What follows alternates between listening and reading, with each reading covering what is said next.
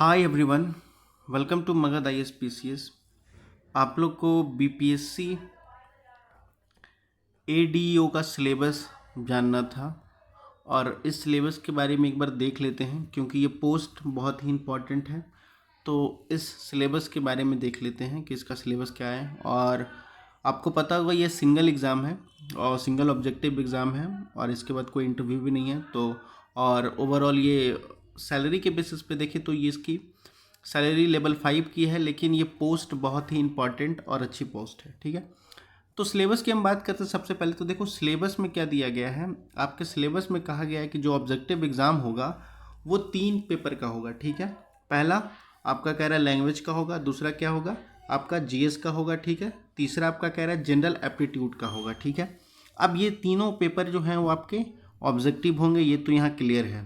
ठीक है, अब तीनों जो पेपर होंगे उनका ये देख लीजिए कि सबके मार्क्स,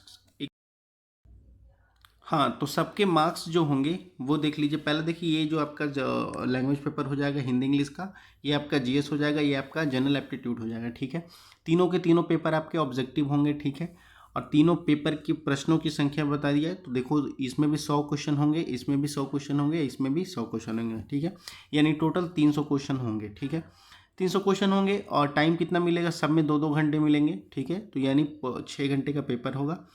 और मार्क्स की बात कर ली जाए तो सब में 100-100 मार्क्स के हैं। ठीक है, यानी 300 मार्क्स। ठीक है, 300 मार्क्स, 300 पे क्वेश्चन। ठीक है, लेकिन यहाँ पर देखो एक ये दिया गया है कि आपका जो लैंग्वेज है, जैसे क्या है कि इंग्लिश की बात कर रहा है। ठीक है, और यहाँ हिंदी की बात कर रहा है। तो इंग्लिश जो है वो आपका 30 मार्क्स का होगा, 30 मार्क्स का होगा। और हिंदी की बात कर दी जा रही तो वो आपका 70 मार्क्स का होगा। ठीक है, लेकिन ये दोनों जो लैंग्वेज पेपर हैं ये आपका क्वालिफाइंग होगा। ठीक है, तो 30 मार्क्स का इंग्लिश का पेपर है और जो हिंदी का आपका 70 मार्क्स का है। इसमें ये कह रहा है कि qualifying minimum 30% marks in both language, दोनों लैंग्वेजों में आपको 30% मार्क्स लाने होंगे। ठीक है, जाकि वो क्वालिफाइंग हो तभी आपका बाकी के दोनों पेपर चेक होगा। ठीक है, अन्यथा आप अगर इस दोनों पेपर में अच्छे नंबर ले आते हैं और इसमें क्वालिफाई नहीं करते हैं तो आपको फेल कर दिया जाएगा। ठीक है, तो ये इस बात का ध्यान रखिएगा। और इसमें अगर नेगेटिव मार्किंग की बात देख लें तो नेगेटिव मार्किंग 1/3 है, ये आपको याद रखना होगा कि 1/3 नेगेटिव मार्किंग है।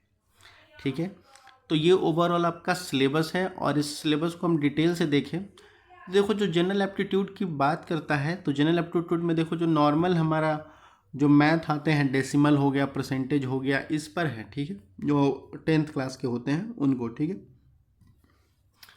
उसके बाद बात करता है आगे कि सम्मान सम्मान भाषा में आपको देखो दिया गया है कि मतलब जो हिंदी इंग्लिश का पेपर होगा वो एक तरह के होंगे। अभ्यर्थी की भाषा संबंधित प्रयोग की समझदारी की जांच की जाएगी। मतलब एक नॉमिनल आपको कह सकते हो कि जो इतनी हिंदी टफ नहीं आएगी।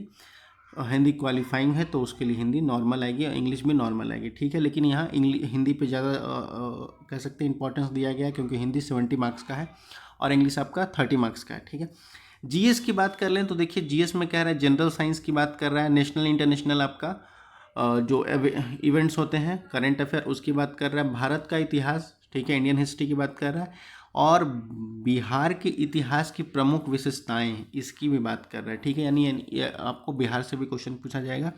सामान्य भूगोल, बिहार के प्रमुख भौगोलिक भाग को बारे में पूछा जा रहा है। ठीक है, यानी बिहार से भी क्वेश्चन होंगे, हिस्ट्री से भी होंगे और ज्योग्राफी से भी होंगे। ठीक है, और बिहार की नदियां को जो स्पेशल हाईलाइट किया गया वो हो गया। भारत की राज्य व्यवस्था और आर्थिक व्यवस्था के बारे में पूछा जाएगा। आज़ादी के पश्चात बिहार की अर्थव्यवस्था के प्रमुख परिवर्तन, कि आज़ादी के बाद बिहार की जो अर्थव्यवस्था है उसमें क्या क्या चेंजेस देखने को मिले हैं, उसके ऊपर भी क्वेश्चन होंगे। ठीक है, भारत की राष्ट्रीय आंदोलन और बिहार के योगदान की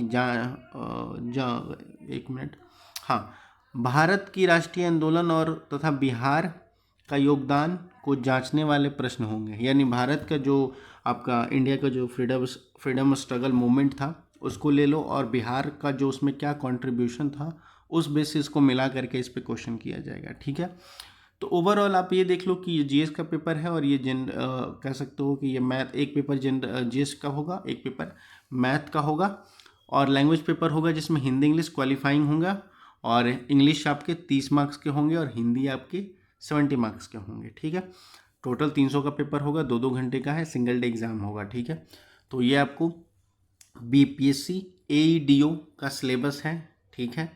बाकी वीडियो अच्छी लगी हो तो लाइक एंड सब्सक्राइब कर लीजिएगा, और कोई प्रॉब्लम हो तो कमेंट कर सकते हैं।